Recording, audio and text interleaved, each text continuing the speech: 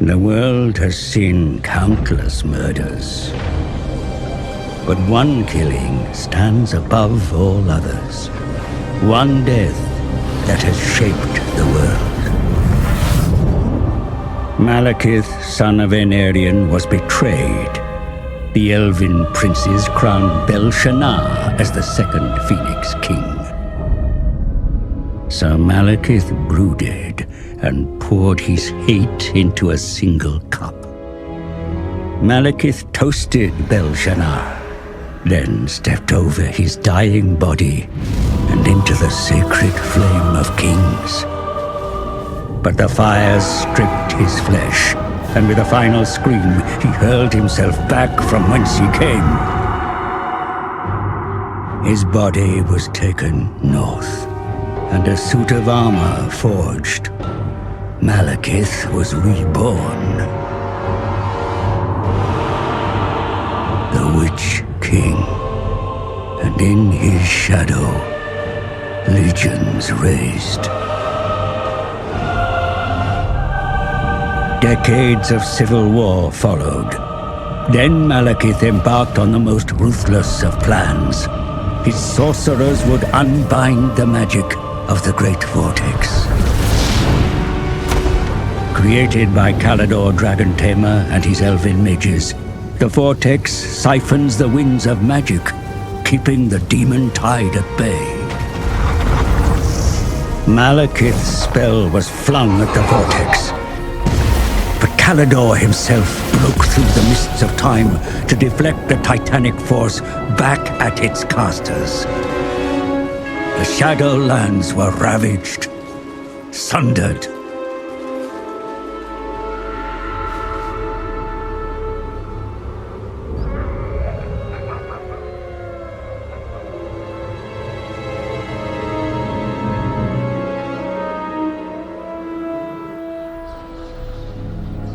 You live. You die. You live. You die. Servants, you amuse me. The dragon with two tails hangs in the sky, and you indulge in petty games. You summoned me, Your Highness. You bring this witch here. She's well versed in lore and prophecies. She will betray you, my son, as all have done. She's indebted to me. I have her soul.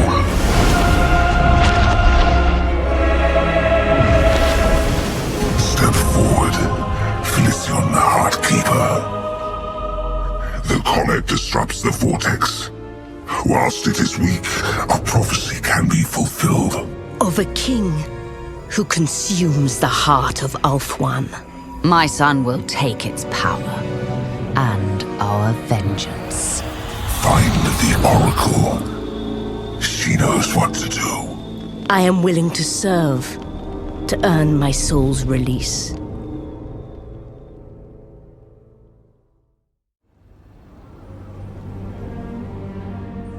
The ritual cast, and magic bound within the scrolls of Hecate was unleashed, lighting the dark skies of Nagaroth. The sorceress Felicion was joined by a murderer, one that hunted in the shadows. They looked upon the island across Poison Shore and waited. Approaching the island was all but impossible. Yet the ritual gave the sorceress ingress.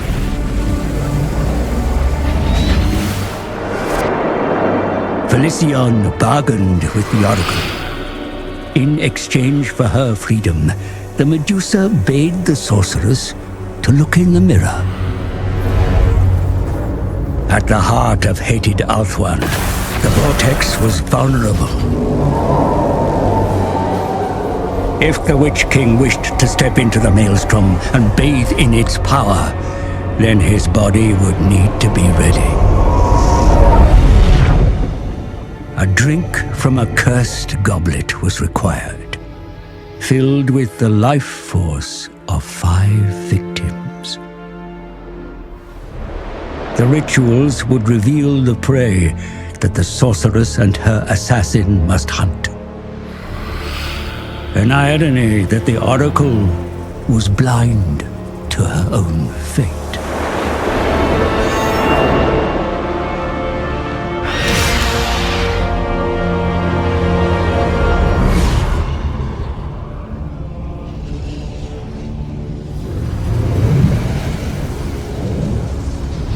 Four more rituals, 4 more sacrifices needed to fill the goblet.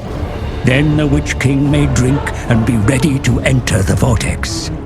More of Hecate's scrolls must be found.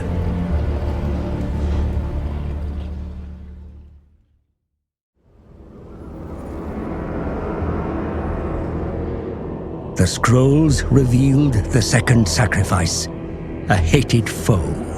A prince of Ulthuan who had confounded the sorceress once before. The assassin took his blood, and she reveled in death.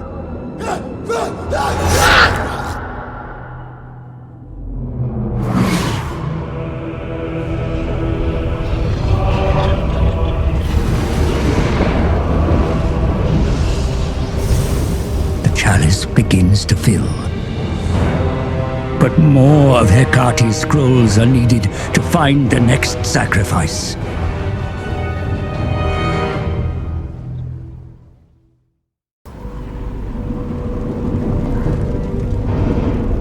The third victim was also known to the sorceress, but this was no enemy.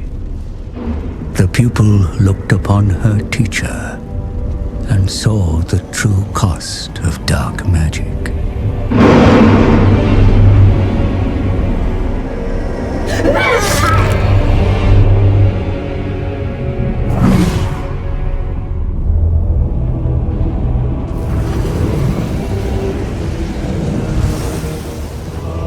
Success breeds expectation, and the Witch King demands. Especially when there are others who incite their own rituals of possession over the vortex.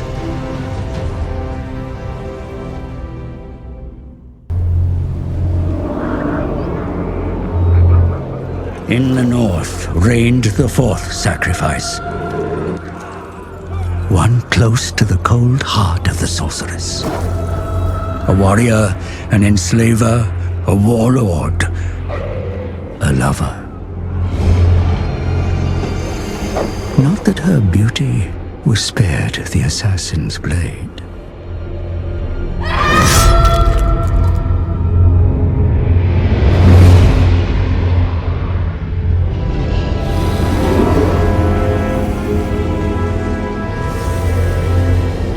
The prize of a murdered paramour is not to be given freely. Only a brother could offer a sister such a gift.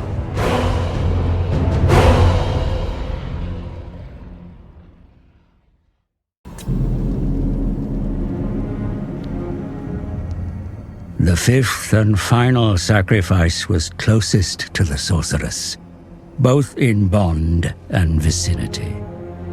She named him brother. She named him Shadowblade. But he was not the victim. He never was.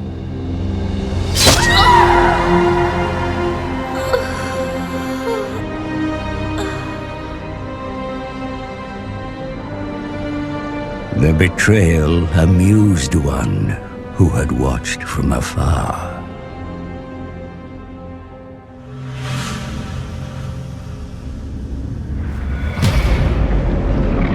The fabric of reality was torn.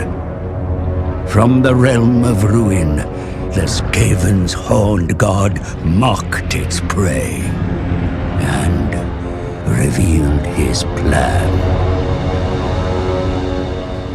The celestial event that weakened the vortex was of Skaven design.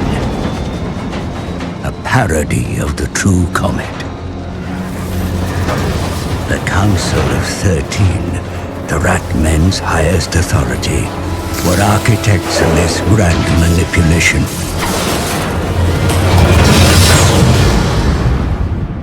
Its task complete and fuel expended, the rocket fell back to the surface.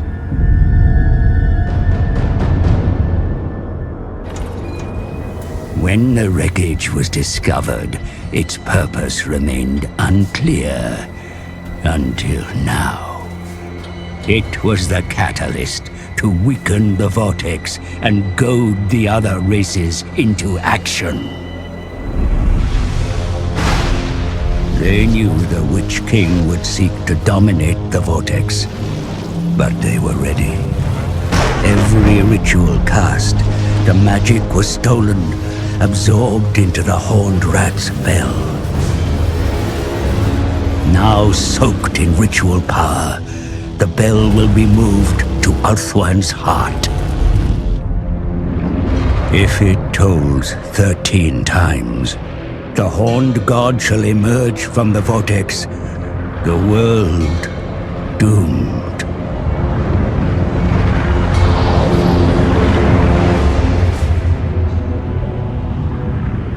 While other races focused on controlling the vortex, the Rat Men have been using a cursed bell to steal their ritual magic. There's no time for a murderer to grieve his sister.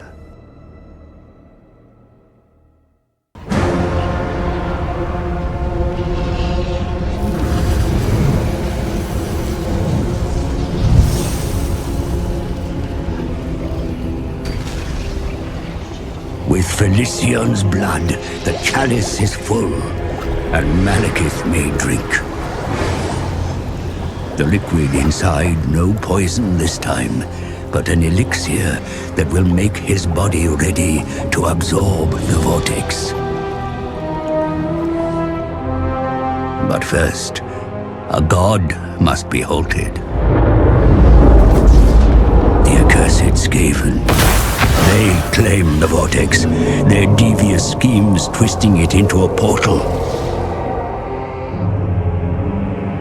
If the bell sounds 13, the Horned God steps unto the mortal realm. Forces gather on the Isle of the Dead, where the greatest battle of our age will be fought.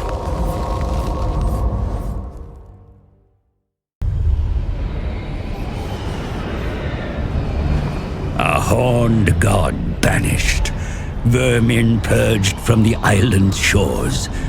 The Witch King has the prize. Ulthuan and its vortex are mine. My son has his revenge. And so the vortex is ready to receive its dark elf master. A new era begins.